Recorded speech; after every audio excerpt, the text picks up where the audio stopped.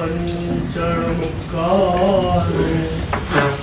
सब पाव पराशरो मंगलार्थ सब्बेसि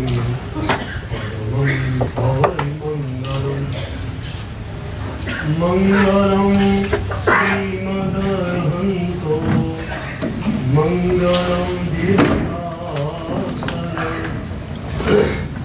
मंगलम सकल संगो मंगलम पूजताम पितापराधेति जने कृपामन्त्रतारयो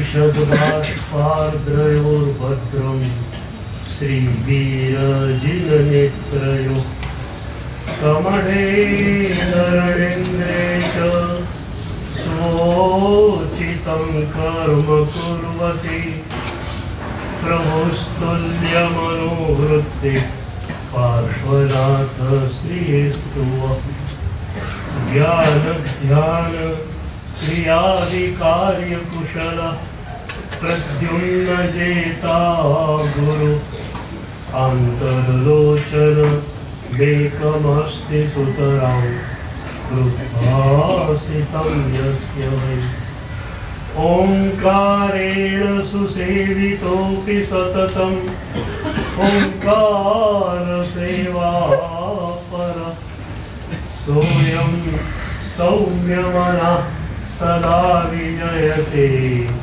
श्री सिद्धेश्वरेश्वर सोऽयं सौम्यमनः सदा विजयते श्री भद्रसूरेश्वर सोऽयं सौम्यमनः सदा विजयते ओंकार सूरेश्वर सोऽयं सौम्यमनः सदा विजयते अरविंद सूरेश्वर। देवाधिदेव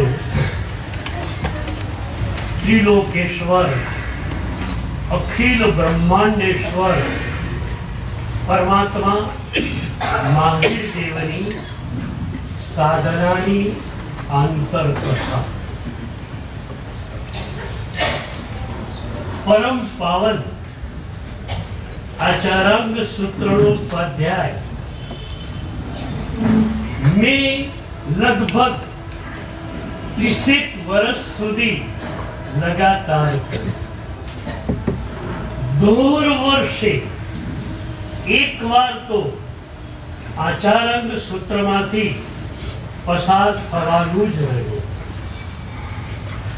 एज आचारांग सूत्र में 9मा अध्यायना अंदर आ प्रभुनी साधनानी आंतर कथा आवे छे।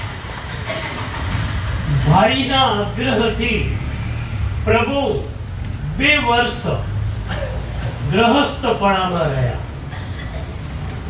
ई वखते प्रभुए कई साधना करी सूत्र आव्युं एगत्ति गते पिहितच्चे अभिन्नाय दंसणे सन्ति। 2 वर्ष सुधी प्रभुए एक साधनानी त्रिपदी घोटी छे। आत्मानुभूति काय गुप्ति और ज्ञाता द्रष्टा भावनो ઊંડા। આપણે જોઈ રહ્યા છીએ કે આત્માનુભૂતિ માટે સૌથી વધારે જરૂરી શું છે? સ્વાનુભૂતિ કરવી જ છે ને ભાઈ। सम्यक दर्शन न મળે સ્વની અનુભૂતિ આપણને ન સ્પર્શે તો જીવન વ્યર્થ છે। આ જીવન માત્ર ને માત્ર सम्यक दर्शन की प्राप्ति માટે છે। तो स्वानुभूति માટે સૌથી વધારે જરૂરી છે નિર્વિકલ્પ દશાનો અભ્યાસ. એવા સાધકો જોયા છે જેમને વિચારો આવતા જ નથી, સતત વિચાર વિહીન અવસ્થામાં એ લોકો વિચરતા હોય છે. વિચાર શું કરે બોલો? વિચારની સજ્જતા કેટલી? વિચાર યા તો તમને ભૂતકાળ સાથે જોડી શકે, યા તો ભવિષ્યકાળ સાથે જોડી શકે. જેને વર્તમાન કાળમાં જ રહેવું છે એના માટે વિચારોનું કોઈ પ્રયોજન નથી. પ્રભુએ અમને અને તમને એક પ્યારી સાધના આપી, વર્તમાન યોગ. બહુ જ મજાનું વિશ્લેષણ આ સાધનાનું આપવામાં આવ્યું. અતીતાન અનુસંધાનમ ભવિષ્યત અવિચારણમ ઔદાસીન્યમપી પ્રાપ્તે જીવન મુક્તસ્ય લક્ષણ. ભૂતકાળનો છેડો ફાડી નાખો. ઘટના વીતી ગઈ તો વીતી ગઈ, એક પર્યાય ગયો તો ગયો. મેં વચ્ચે તમને કહ્યું 4 વાગે એક ઘટના ઘટી, બપોરે 4 વાગે એક ઘટના ઘટી. કોઈએ તમને રફલી કંઈક કહ્યું, 10 સેકન્ડ 20 સેકન્ડ, 4 ને 1 મિનિટે ઘટના પૂરી થઈ ગઈ. હવે એ ઘટનાની ડેડ બોડીને ઉચકીને તમે કેટલું ચાલવાનું? કેટલા કલાક, કેટલા મહિના, કેટલા વર્ષ? ભૂતકાળ ગયો ગયો તો ગયો. ભવિષ્યકાળ આવશે ત્યારે. અત્યારે મારી પાસે વર્તમાનની એક ક્ષણ છે.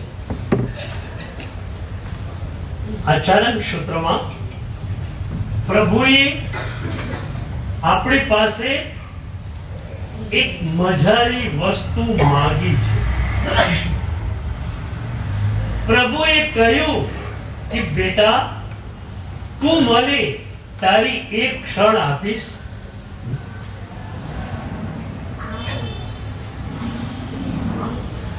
આપણે તો અવારી જઈએ. જે પ્રભુએ આખું જીવન આપ્યું એ પ્રભુ એક ક્ષણ માંગે છે. ના પડાય? ના પડાય? આપણે કહ્યું પ્રભુ આપી ક્ષણ, પણ અહીંયા પ્રભુ કુશળ ગુરુના રૂપમાં આવે છે. અને એટલે તરત જ આપણને કહે છે, તું બહુ ડાયો દીકરા, મેં એક ક્ષણ માંગી તે આપી દીધી, પણ મને જે ક્ષણ તું આપે એ ગંદી ગોબરી ચાલશે ખરી?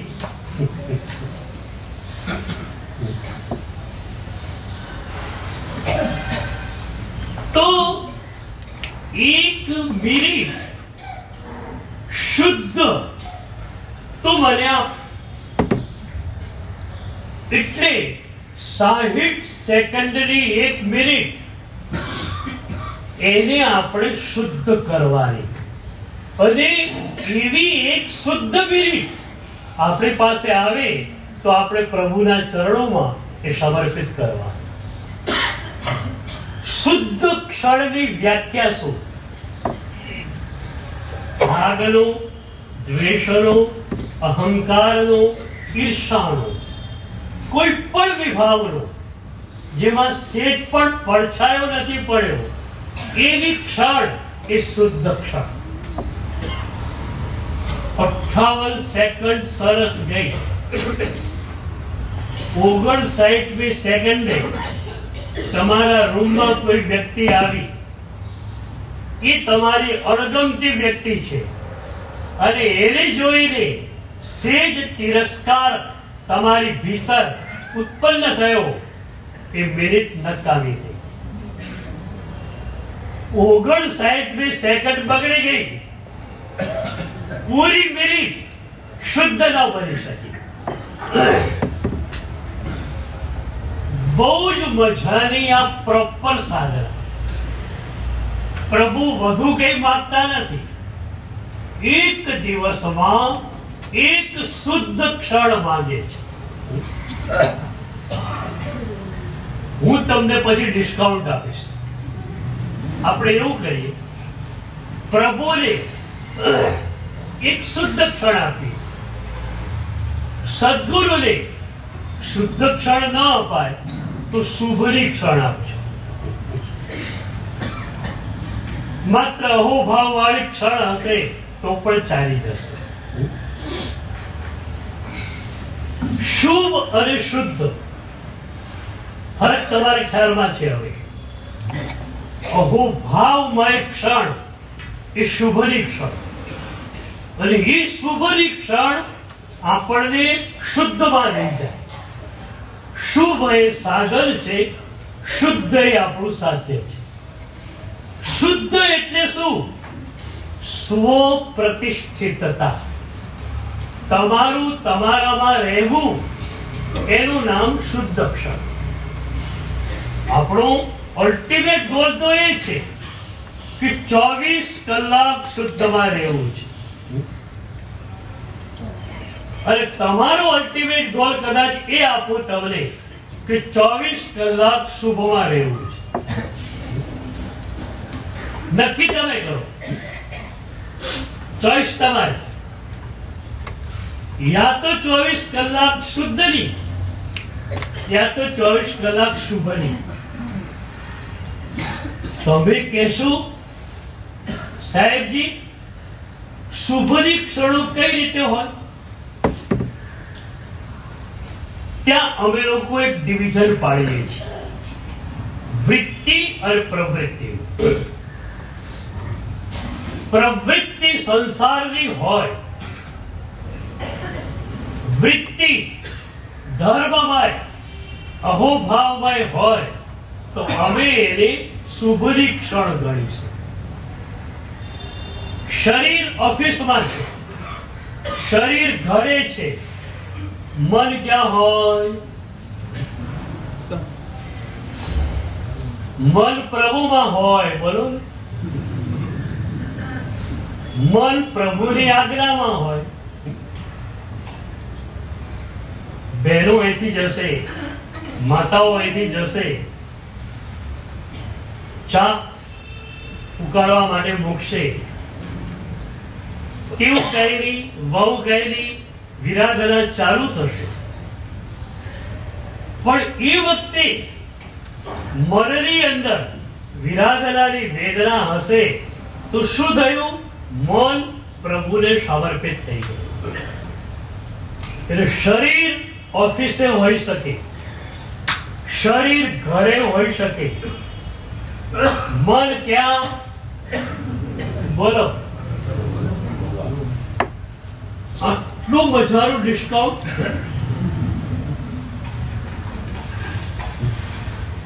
મારે તમને આપવું જ છે. એટલે એકદમ ઇઝીએશન, એકદમ સરળીકરણ. મન પ્રભુને આપવા. તો હવે વાત એ થઈ કે શુભની ક્ષણો જો સતત ચાલતી હોય તો એમાંથી શુદ્ધની ક્ષણ મળવાની. શુદ્ધની ક્ષણ એટલે શું? તમે તમારા આનંદનો અનુભવ કરતા હો, તમે તમારા જ્ઞાતા ભાવ કે દ્રષ્ટા ભાવની અંદર હો, તમે તમારા સમભાવની ધારામાં હો, તો એ શુદ્ધની ક્ષણ. સંક્ષેપમાં કહું છું તમારા ગુણોની અનુભૂતિ અથવા તમારા નિર્મળ સ્વરૂપની અનુભૂતિ એ શુદ્ધની ક્ષણ, અને એના માટેનું કારણ જે પ્રભુ પ્રત્યેનો, પ્રભુની આજ્ઞા પ્રત્યેનો અહોભાવ એ શુભની ક્ષણ. આજે આપણે નક્કી કરીએ કે શુભની અંદર તો 24 કલાક રહીશું. શુભમાં તમારા મનને 24 કલાક માટે રાખવું એને હું તલેટી કહું છું. તલેટીએ પહોંચ્યા પછી આપણે શિખરની યાત્રા શરૂ કરીશું. તો 24 કલાક શુભમાં રહેવું છે. કોશિશ કરો. ગઈકાલે મેં 2 ટ્રેક તમને બતાવેલા. ઉપરનું મન ઓફિસની બાબતોને સમજ્યા પણ કરે, નીચેનું મન જે છે એ માત્ર સ્વગુણની ધારામાં રમતું પણ. એકવાર ગામમાં ગયેલો. એ ગામમાં 2 પક્ષ પડી ગયેલા સંઘની અંદર. હું આમ એ ગામ માટે નવો જ હતો, પણ એ લોકોની શ્રદ્ધા કે આ સાહેબ આવશે, આપણું કામ થઈ જશે. દિવસે તો પ્રવચન ને એ બધું ચાલ્યું. રાત્રે પ્રતિક્રમણ પછી એક પાર્ટીને બોલાવવાનો વિચાર કર્યો.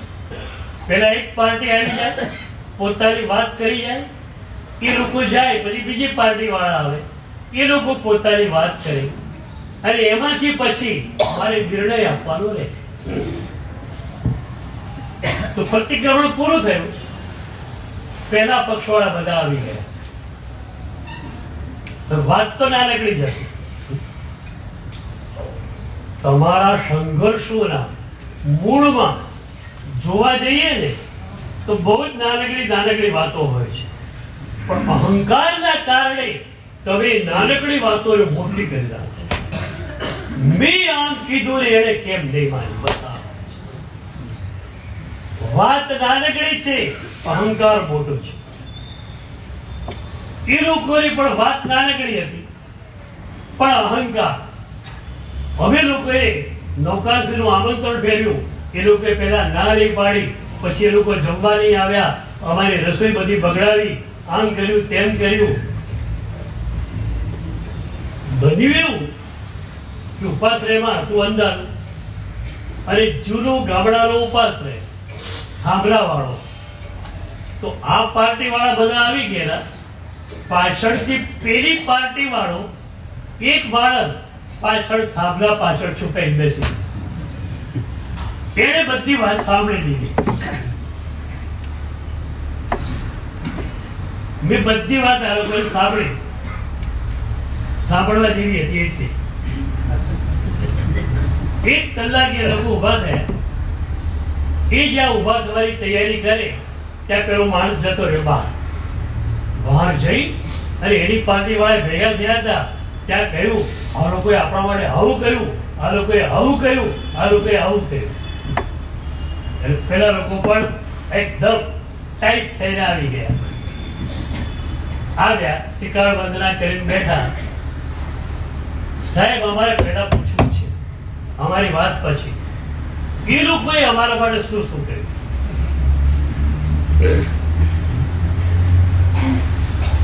મેં એમને કહ્યું, જુઓ ભાઈ, મારે છે ને રોજ આવા સંઘોના કામ પડે છે, એટલે મેં ટેકનિક વિકસાવેલી છે. મારી ટેકનિક એવું હોય છે કે 1 કલાક કોઈ બોલે એમાંથી 5 મિનિટનો સાર હોય એવું લઈ લઉં, 55 મિનિટ તો હું સાંભળતો નથી. એટલે એમણે શું કહ્યું, શું ન કહ્યું એ લોકો જાણે, એમને પૂછી દેજો. મારી પાસે તો એમની મૂળભૂત વાત શું છે એટલે તમારે પણ લાંબુ લેક્ચર કરવો તો હું ના નથી પાડતો, પણ મારા કાળ પણ હું બંધ રાખી શકું છું. તમે આંખો બંધ રાખી શકો? હું કાન બી બંધ રાખી શકું. જરૂરી હોય સાંભળવાનું, બિનજરૂરી હોય નહીં સાંભળવાનું. એટલે મેં કહ્યું તમે પણ જરૂરી વાત કહેશો એટલું દિલથી સાંભળ્યું, બાકી બધું ઉપરથી જતું રહેશે. એટલે પછી મને પૂછતા નહીં કે સાહેબ અમે આમ કીધેલું ને આમ કીધેલું. હું કાંઈ સાંભળવાનું નથી. એ લોકો સમજી ગયા, સીધી વાત પોતાની મૂકી દીધી. ખરેખર બેની વાતમાં કઈ હતું જ નહીં. બીજી સવારે પ્રવચનમાં ચુકાદો આપ્યો. બે જણાએ ચુકાદો સ્વીકારી દીધો. જૈનમ જયતી શાસ્ત્રમ થઈ. મારે તમને પૂછવું છે કે આંખને બંધ તમે રાખી શકો છો, કાનને બંધ રાખી શકો કે નહીં? કાનને બંધ રાખી શકાય. અમે લોકો ગામડામાં વિહાર કરીએ ને તો ઘણી જગ્યાએ ઉપાશ્રય ન હોય. ઉપાશ્રય ન હોય તો સ્કૂલમાં ઉતારો મળે, ત્યાં તો પંચાયત ઘરમાં ક્યાંક ઉતારો અમને મળે. એક વાર પંચાયત ઘરમાં ઉતરેલા. હવે આમ તો બધું બંધ હતું, રેડિયો ચાલુ હતો. એ ચાલુ કરી પેલો માણસ ગયેલો, એ લાઉડ સ્પીકર ઉપર વાગ્યા જ કરે. એમાં ઇલેક્શન ચાલતું હતું એટલે ઇલેક્શનમાં થોડો રસ. એટલે હિન્દી, ઇંગ્લિશ, ગુજરાતીમાં સમાચારો આવે ત્યારે તો મન ત્યાં જાય. તો પછી તેલુગુ અને તામિલમાં શરૂ થયું, ત્યાર બંધ. કારણ કે પલ્લે જ પડેલું નથી. જ્યાં રસ છે ત્યાં કાન ખુલ્લો થાય, જ્યાં રસ નથી ત્યાં કાન ઓફ થઈ જાય. હું ઘણી વાર તો સવારથી પેપર મારી પાસે આવીને પડેલું, ન્યૂઝપેપર. આખરે એક ફૂટેવું પડે નહીં કે હેડલાઇન ઉપર એક નજર ફેરવ્યા કરે. ઘણી વાર 1 કલાકથી પેપર સામે પડેલું છે, હેડલાઇન કેટલી વાર જોવાઈ ગયેલી છે. હું આંખ બંધ કરીને વિચારું કે આજના ન્યૂઝપેપરની હેડલાઇન શું તમારે ખબર નથી પડતી. પણ હા, અંદરના પાને કોઈ બોક્સમાં નાનકડા સમાચાર છે જૈન શાસનના, એ મને ખ્યાલ છે. એવું કોકને કહું કે ચોથા પાને બોક્સમાં સમાચાર વાંચે, પણ પહેલા પાનાની હેડલાઇન 50 વાર મેં વાંચી છે, છતાં મને યાદ. એટલે જ્યાં રસ છે ત્યાં જ પાછળથી સ્મરણ છે, જ્યાં રસ નથી ત્યાં સ્મરણ પણ નથી. અષ્ટાવક્ર ઋષિનું અષ્ટાવક્ર સંહિતા સાધનાની ટોચનો ગ્રંથ છે. એમાં એમણે એક જગ્યાએ લખ્યું,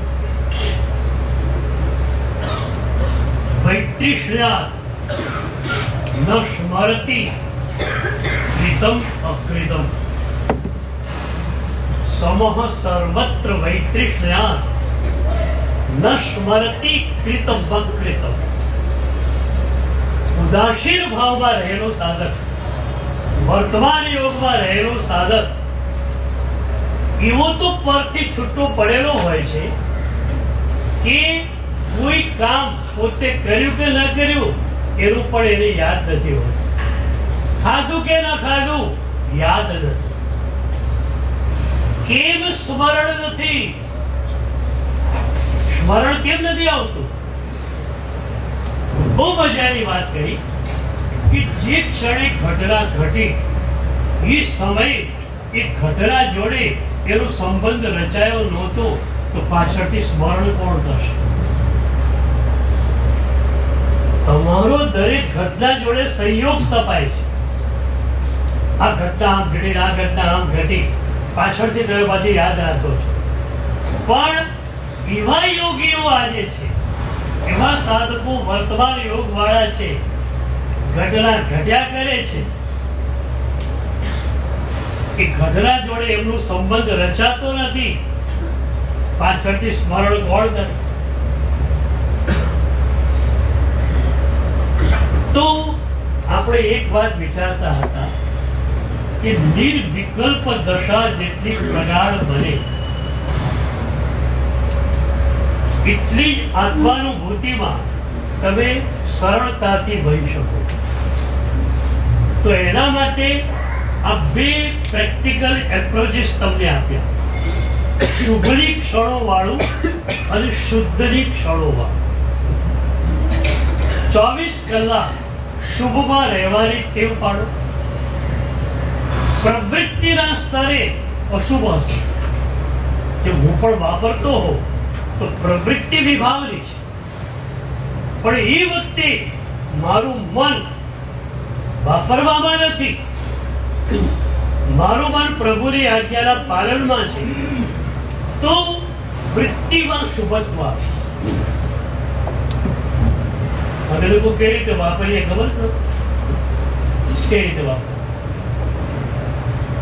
બહારથી તો તમારી જેમ જ હાથમાં કોળીઓ લઈને મોઢામાં ઠાલે નહીં, પણ ખરેખર અમે લોકો કઈ રીતે વાપરીએ? અમે વાપરીએ છીએ ત્યારે એક ગાથા સૂત્ર અમારા મનની અંદર રમતું હોય છે. અહો જીણે હિમ સાવજ્જા વિત્તિ સાહુણ દેશિયા મુક્ત સાહણ હેવું સાહુ દેહસ સદા. એક અહોભાવની યાત્રા ભીતર ચાલે છે. શરીરના સ્તર પર ભોજન યાત્રા ચાલે છે, અંદર ભજન યાત્રા ચાલે છે. અહોભાવ, અરે વાહ, મારા પ્રભુએ કેવી નિર્દોષ સાધના અમને આપી કે મોક્ષના સાધન રૂપા દેહ એનું પોષણ થાય અને નિર્દોષ ભિક્ષાની ગવેષણાને કારણે અમને કોઈ જાતનો કર્મ બંધ થાય. નિર્દોષ ભિક્ષા તો લાવીએ પણ એ લાવ્યા પછી પણ વાપરવાની કઈ રીતે? માંડલીના દોષ બતાવે. અમારે સંયોજના કરીને પણ ખાવું નથી. રોટલી અને શાક ભેગું કરીને નથી ખાવા, એકલી રોટલી ખાઈ લેવી છે. અને આજે એવા એક નહીં, અનેક સાધુ ભગવંતો, અનેક સાધ્વીજી ભગવતીઓ છે જે સંયોજના વગર વાપરી રહ્યા. રોજ એક આશરું, રોજ આયંબે અને સંયોજના વગર વાપરવા. એટલે પ્રવૃત્તિ અશુભની, વૃત્તિ શુભની થઈ. તમે આવું કરી શકો છો? Can you do this? કરી શકું? પછી આપણે આજથી શરૂ કરીએ. પછી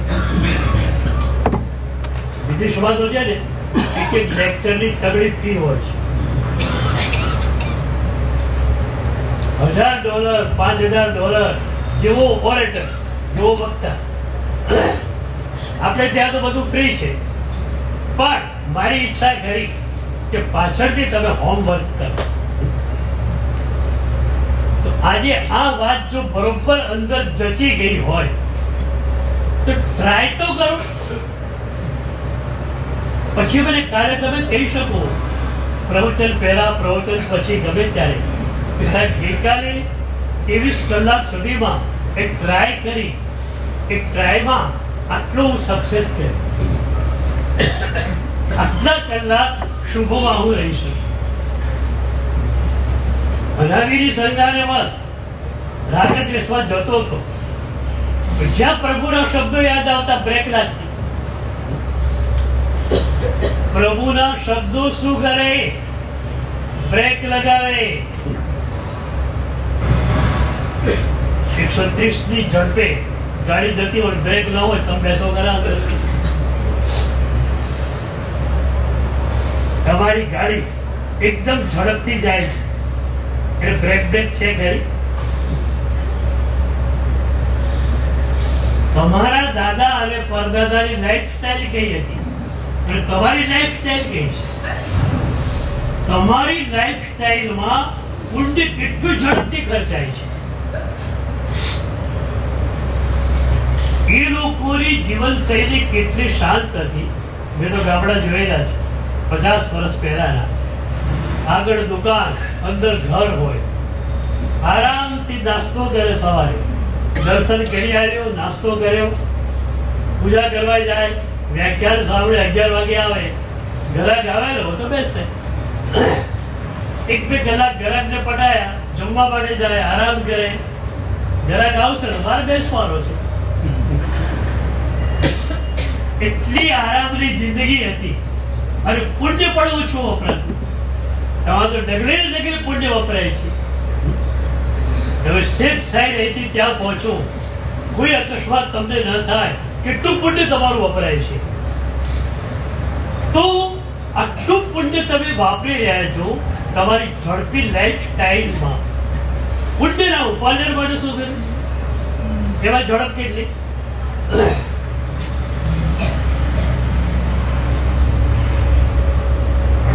કરોડના સ્ટેશને એક ભાઈ ઉભેલા, ગામડિયા ભાઈ, અમદાવાદ જવાનું હતું, ટિકિટ લઈ લીધી, ગાડી ઉભા રહ્યા, ત્યાં ગાડી આવી, ક્યાં જાય છે? અમદાવાદ. બેસી ગયા,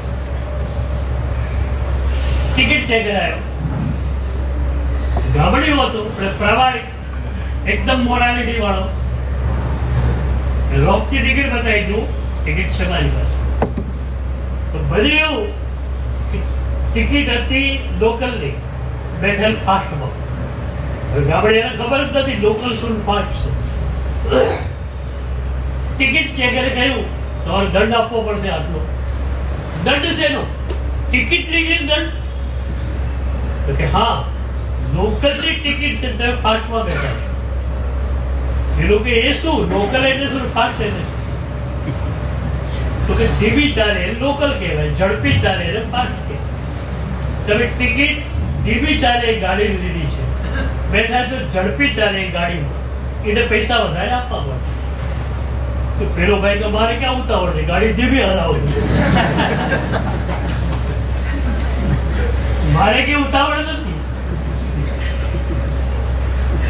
ટિકિટ ચેક કરીને ગાડી જોડે ધીમી હાલે, ધીમી ના હાલે તો હું શું કરું? તમને ખ્યાલ છે તમારી ગાડી ફાસ્ટ ચાલી રહી છે, પુણ્ય વધારે વપરાય છે, તો તમારે વધારે પુણ્ય, વધારે સંવાદ, વધારે નિર્જરા ભેગી કરવી જ. તો શુભની ક્ષણો 24 કલાક માટે, અને એમાંથી શુદ્ધની ક્ષણ કેટલી મળે છે એ આપણને જોવાનું રહે. પણ આમાં છે ને, માત્ર તમે સાંભળી લેશો ને તો કામ ચાલુ નહીં. એક નાનકડી નોંધ પહોંચી રાખો કે રાગ દ્વેષમાં કેટલી વાર હું કર્યો, કેટલી મિનિટ ગયો. મારે પ્રભાવમાં જવું નથી, મન તો રાગ દ્વેષમાં જ જવું જોઈએ. ખાવાનું ભલે કરું પણ એ ટેસ્ટી હોય તો પણ એમાં મારે રાગ નથી કરવો. એક તો ખાઈએ 3, 4, 5 વાર એ પણ ગુનો છે. એક જ વાર જરૂર છે, શરૂર છે, છતાં તમે 3, 4, 5 વાર ખાવ તો એ ગુનો છે. બીજો ગુનો એ કરશો, ટેસ્ટી ખાશો અને કલાકો સુધી બહુ ટેસ્ટી હતું, બહુ ટેસ્ટી હતું, બહુ ટેસ્ટી હતું. એક જણાએ 4 વાગે ઓફિસેથી ફોન કર્યો ઘરે, કોઈ કામની વાતો થઈ ગઈ. પછી શ્રાવિકાએ કહ્યું આ તો દહીંવડા બનાવ્યા છે તમારામાં, કાજરા વાળું. 4 વાગે ચક્કર ચાલુ થઈ ગયું. 6-6:30 જમવા માટે ગયો.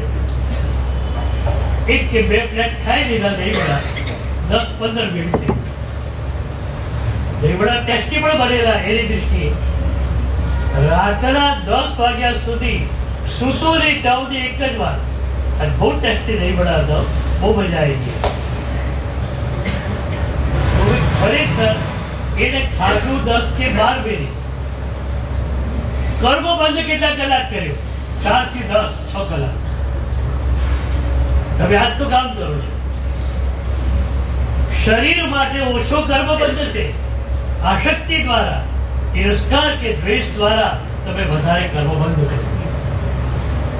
તો આ જો શુભ ક્ષણ અને શુદ્ધ ક્ષણ વાળી વાત તમારી ભીતર જચી જાય તો નિર્વિકલ્પ દશા તમને આશા રીતે મળી જાય.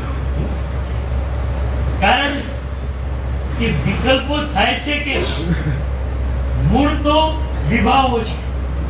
રાગ કે દ્વેષ થયો એટલે વિકલ્પો થશે. એક ભાઈ મને મળે, હું ડાણુ રોડ ગયેલો વર્ષો પહેલા બિહારમાં. ત્યાં એક ભાઈ મને મળે, એ ઓબ્ઝર્વેશનની સાધના કરતા હતા. ઓબ્ઝર્વેશન માત્ર નિરીક્ષણ કરવાનું, જેને આપણે દ્રષ્ટાભાવ કહીએ, માત્ર જોવાનું. તો કોક યોગી એને ઓબ્ઝર્વેશનની સાધના આપે, એ જોયા કરતો. મારી પાસે આવ્યો, મારી સાહેબ 5 વર્ષ થયા ઓબ્ઝર્વેશન કરતા, અંદર કઈ ફરક પડ્યો નથી. મેં એને જોઈને કહ્યું કે ભાઈ, ઝાડના ડાળા અને પાંખડા તોડીએ તો શું થાય? ડાળા પાંખડા નવા આવી જાય પાછા. મૂળ સલામત હોય તો ડાળા અને પાંખડા નવા થવાના જ છે. ઝાડનું મૂળ ન તૂટે ત્યાં સુધી કંઈ થવાનું નથી. તે ઓબ્ઝર્વેશન કર્યું, વિકલ્પોને જોયા, એ પણ ડાળા અને પાંખડા તોડવાની વાત છે. મૂળ તો રાગ અને દ્વેષ અને અહંકાર એ મૂળમાં છે. કે મૂળ તો તારું અકબંધ છે. આપણે ઘા મૂળ ઉપર કરવો છે. વિભાવ અને વિચાર એ બેની સાંઠગાંઠ છે. વિભાવ ઉત્પન્ન કેમ થાય? નિમિત્તને કારણે. કોઈ પણ નિમિત્ત મળ્યું, એ નિમિત્તના કારણે કાં તો ગુસ્સો આવે, કાં તો રાગ આવે. બરોબર? ગુસ્સો કેમ આવે? નિમિત્ત મળે તો. બરોબર? હવે એક સવાલ કરું. 2 નિમિત્ત હોય, એક સાદું નિમિત્ત અને એક એકદમ વિશિષ્ટ નિમિત્ત, તો વધારે અસર કોની થાય? એક સાદું નિમિત્ત. કોકે કહ્યું કે ભાઈ આને કામ ન સોંપાય, આનું કામ બરોબર. અને કોકે તો સીધું એટમ બોમ્બ જ ફોક્યો. આ માણસ નાલાયક, હરામખોર, આને વળી કામની સૂઝ પડતી હશે, આવા હરામખોરને હોપાતું હશે. તો 2 નિમિત્ત મળ્યા, એક સાદું અને એક વિશિષ્ટ. તમને અસર કોની થશે? વિશિષ્ટની થશે. હવે એક વાત બહુ મજાની તમને કહું. સામાન્ય લોકો કે એને આપણે સામાન્ય નિમિત્ત કહીશું, પ્રભુ કે એને વિશિષ્ટ નિમિત્ત કહીશું. બરોબર? ડાયવર્ઝન બરોબર છે આ? બરોબર? હવે સામાન્ય માણસે કઈ કહ્યું, એ વખતે પ્રભુના શબ્દો યાદ આવે, હું સવેણ હળે કોહમ. ભાઈ, ક્રોધની સામે ત્યારે ક્રોધ નથી કરવાનો, ક્રોધની સામે શાંતિમાં જવાનું છે.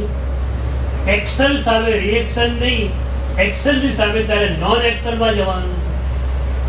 હવે એક બાજુ સામાન્ય માણસના વચનો એ નિમિત્ત, બીજી બાજુ પ્રભુના વચનો વિશિષ્ટ નિમિત્ત રૂપ છે. તમને કોની અસર થવાની? કોની? બોલો.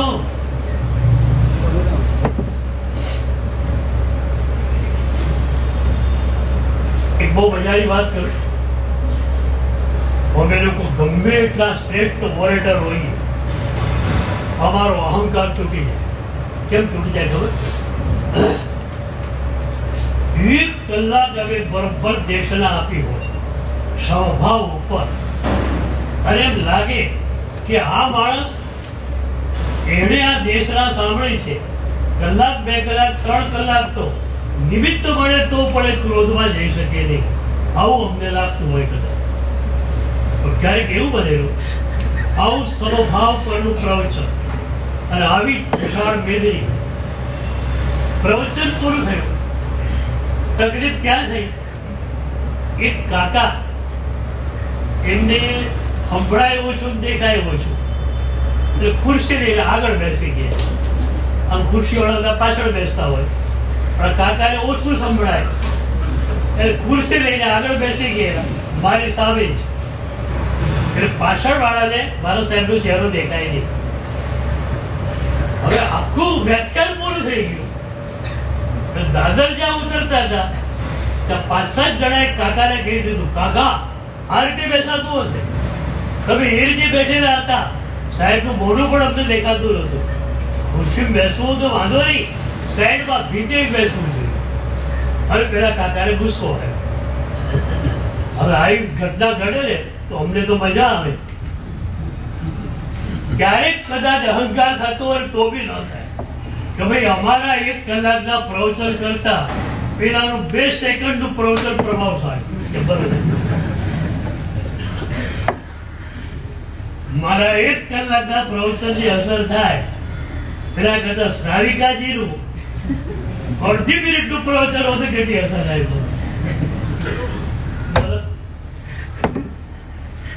કે મારે પૂછવું છે અંદર ત્યાં આટલી બધી અસર થાય છે, અહીંયા કેમ અસર થતી નથી? કારણ શું? પહેલું કારણ તો એ કે અસ્તિત્વના સ્તરે આ શબ્દોને આપણે જીવીએ છીએ. મેં પહેલા કહેલું કે પર્યુષણ પહેલાના પ્રવચનો મારા અલગ હોય છે, પર્યુષણ પછીના અલગ હોય છે. પર્યુષણ સુધી મારે તમને મારી ધારામાં લાવવા હોય છે, એટલે તમારી જોડે મારે આવવું પડે. ધીરે ધીરે ધીરે લઈ આવવું. તમે જ્યાં મારી ધારામાં આવી ગયા પછી પર્યુષણ પછીના પ્રવચનોમાં મારે મારી જે ધારા છે એ ધારામાં તમને વહાવવા છે.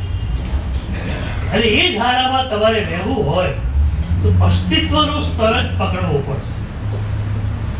ભલે તમને એક વાક્ય યાદ રહે કોઈ વાંધો નથી, તમારી મેમરી પાવરફુલ હોવી જોઈએ એવો મારો કોઈ આગ્રહ નથી, પણ એકાદ વાક્ય તો યાદ રહી જાય ને. એ એક વાક્યને ઘૂંટો, એક વાક્યને અંદર લઈ જાઓ તો પ્રભુએ સાધનાની ત્રિપદી ઘોટી. એમાં પહેલી સાધના હતી વિગતિ ગતે, એટલે કે એકત્વાનુભૂતિ, આત્માનુભૂતિ. આપણે નિર્વિકલ્પ બની આપણો ઉપયોગ, આપણું મન પરમાં જતું અટકી જાય અને પરમાં તમારું મન ન જાય તો સ્વમાં જ રહેશે. એકચ્યુઅલી પરમાં જતા તમારા મનને રોકવું છે. હવે સવાલ એ થાય કે પરમાં મન જાય છે કે પરમાં રસ છે માટે. હવે એ રસ સાધનામાં ભગવાને કહેલા અનુષ્ઠાનોમાં આવી જાય, અહોભાવની ક્રિયામાં આવી જાય તો પણ પરનો રસ ઓછો થઈ જાય. એટલે એક સાધનાની પંચપદી હું આપું છું. પંચપદીનું પહેલું ચરણ એ છે કે પ્રભુએ કહેલી અહોભાવમય સાધનામાં પૂરેપૂરા જાઓ. પૂજા કરો પણ પૂરેપૂરી, ટોટલી. પ્રવચન સાંભળો પણ there should be the totality. તો એ રીતે આરાધના કરી એનો આનંદ એટલો આવશે કે પરનો રસ ઓછો થશે. એકચ્યુઅલી પરમાં રસ જેવું કે છે જ નહીં. આ ટેબલ મને શું સુખ આપે? સાપરાજી ભગવાન માને રાખવા છે તેના માટે ટેબલ કામનું છે, પણ ટેબલ મને સુખ શું આપે? તમારી એક ભ્રમણા શું છે? પરમાંથી સુખ મળે છે માટે તમારો રસ પરમાં છે. પણ જ્યાં તમને પ્રભુએ કહેલા બહુભાવમય અનુષ્ઠાનોમાંથી આનંદ આવવા લાગ્યો, એક ઓપ્શન તમને મળ્યો તો પરનો રસ ઓછો થશે. તો પહેલું ચરણ એ થયું કે પ્રભુની અહોભાવમય સાધનામાં આપણને આનંદ આવ્યો. બીજું ચરણ એ આવ્યું કે પરનો રસ ઓછો થયો. ત્રીજું ચરણ એ આવ્યું કે પરનો રસ ઓછો થવાથી પરમાં મન ઓછું જશે. નહીં જાય એમ નહીં, ઓછું જશે. ચોથું ચરણ એ આવ્યું કે પરમાં જેટલો સમય નથી એટલો એ સ્વમાં સમય છે. અને સ્વનો આનંદ જ્યાં મળી જાય અને એ આનંદ હૃદયને સ્પર્શી જાય પછી તમે પરમાં જાવ જ નહીં. એટલે પાંચમા ચરણે તમે સ્વની અંદર સ્વના આનંદમાં સ્થિર બની જાઓ. એક બહુ પ્યારી ઘટના હમણાં વાંચેલી. હમણાંના એક બૌદ્ધ ગુરુ એમના રેકોર્ડેડ પ્રવચનોનું એડિટિંગ એક ભિક્ષુ કરતા હતા. રેકોર્ડેડ પ્રવચનો છે, સાંભળતા જાય, લખતા જાય, સુધારો વધારો કરતા જાય. અંગ્રેજીમાં ગુરુ બોલી રહ્યા છે. એમાં એક વાક્ય આવ્યું, things as it is. Things as it is. પદાર્થો જેવો તે છે. હકીકતમાં ખોટું જ છે વાક્ય. થિંગ્સ એઝ દે આર થાય. થિંગ્સ બહુવચન છે, પદાર્થો તો જેવા તે છે. જેવો તો થાય નહીં. તો થિંગ્સ એઝ દે આર થવું જોઈએ. થિંગ્સ એઝ ઇટ ઇઝ તો થાય જ નહીં. પણ ગુરુ બોલેલા થિંગ્સ એઝ ઇટ ઇઝ. પેલા ભિક્ષુને વિચાર થયો કે વ્યાકરણની દ્રષ્ટિએ આ ખોટું છે. થિંગ્સ એઝ ઇટ ઇઝ થાય જ નહીં. થિંગ્સ એઝ દે આર થાય. પણ ભિક્ષુ છે એટલે ગુરુને પૂછ્યા વિના સુધારો ન કરી શકે. આ તો મેજર સુધારો હતો. એટલે ગુરુ પાસે ગયો અને ગુરુને એને પૂછ્યું કે રેકોર્ડમાં આ રીતે સંભળાય છે થિંગ્સ એઝ ઇટ ઇઝ, પણ થિંગ્સ એઝ દે આર એ રીતે જ મૂકું ને હું પુસ્તકમાં. ગુરુએ ના પાડી. ગુરુએ કહ્યું ના, થિંગ્સ એઝ ઇટ ઇઝ આમ જ રાખવાનું છે. તો એક બહુ મોટી વાત એક ગુરુએ કરી કે બધા જ પદાર્થોને એક ખાનામાં નાખી દીધા. થિંગ્સ એઝ દે આર નહીં, થિંગ્સ એઝ ઇટ ઇઝ. બધા જ પદાર્થો અસાર છે. પછી આ સાર ને આ અસાર, આ વિભાજન તમે ક્યાંથી કરો છો? પ્લાસ્ટિકની દાઢી વાળા ચશ્મા એટલે નકામા અને સોનેરી ફ્રેમ વાળા ચશ્મા એટલે સારા. આ વિભાજન પરમાર્થ તમે કરો છો.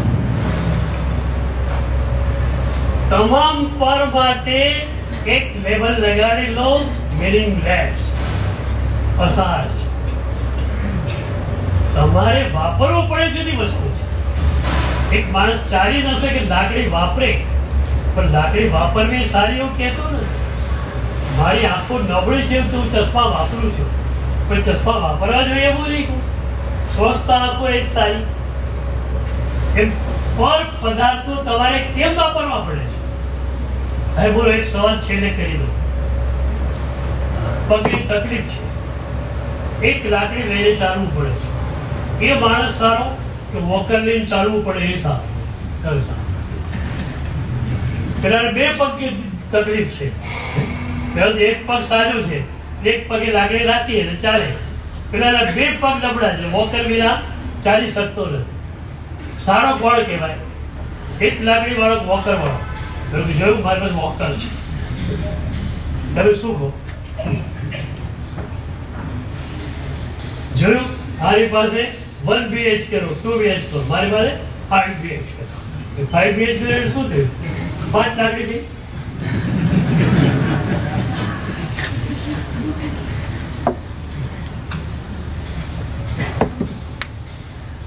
અને એની સામે તમને એક આદર્શ મળે. ગુરુ ભગવંતોને જોવાનું, એમની પાસે કઈ નથી ને પરમ બજાવવાનું. અને તમને સ્પષ્ટ દેખાય અહીંયા કઈ નથી ને પરમ મજા. ત્યાં ઘણું બધું છે પણ છતાં સજા છે. તો મારે વ્યાખ્યાન આપવું જ શરૂ પડે. આવું આ જ વ્યાખ્યાન થઈ જાય કે સાહેબ મજામાં છે કારણ એમની પાસે કઈ નથી માટે, તો મારી પાસે જેમ ઓછું થતું જાય એવું મજામાં આવે છે. સીધું કન્ક્લુઝન આવી જાય છે. તો પ્રભુએ આત્માનુભૂતિ મેળવી. કેમ? પરનો રસ છૂટ્યો, પરનો ઉપયોગ ગયો, પરમાં જવાનું બંધ થયું, પ્રભુ સ્વમાં ગયા. આપણે પણ સ્વની અનુભૂતિમાં એ જ પ્રભુની કૃપાથી